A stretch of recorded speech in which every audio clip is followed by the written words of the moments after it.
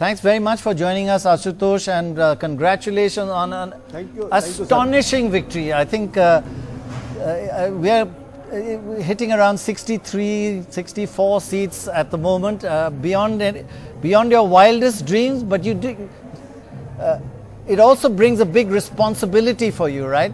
Looking ahead? Yes, thank you so much. Let me tell you at the outset that yes, I had not thought that we can have such a massive victory. I was thinking that we will be getting something around 45, 46 seats, 47 seats, because the kind of response which we were getting on the ground was really massive. But 63, 64 is beyond my imagination. You are right that with the victory, a lot of responsibility has come, and it is twofold. One, the administrative responsibility is secondly, which is much more important. That is philosophical, at the philosophical level, because administration is manageable. You can manage administration. It's not a very tough job. It's not a very difficult job. But when the people have so much hope, so much aspirations, and when our mission is to change the political culture which has been pursuing in this country for the last 68 years, and if we could establish a political culture which is radically different, in which a person like me, an honest person, can think about getting into the politics, to do politics, if he wants to make certain, if he wants to contribute in any way, if we could provide that kind of a model where an Aam Aadmi is encouraged to get into, to become a stakeholder in the democracy, that's a far bigger challenge. So what we are thinking is that we have to make Delhi as a model state for the rest of the country, for the alternate politics, for the clean politics, for the affordable politics. Right. That is a bigger challenge for us.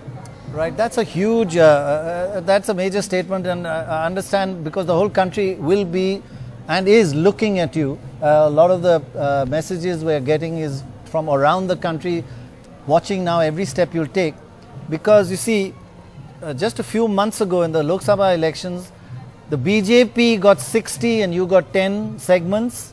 Now it's the exact opposite. So what have you learned that will prevent you from making the same, you lose the same, same about turn and lose your 60 seat?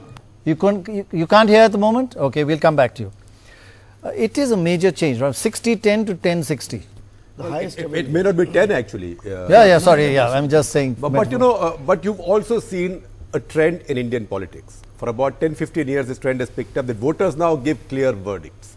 In fact, we've seen very few hung assemblies in parliaments, and increasingly and decreasingly so in the past many years. So I think, and I go back to the old point of being this generation of Indians becoming BJP is under 5 now. Yes, there's 4 now.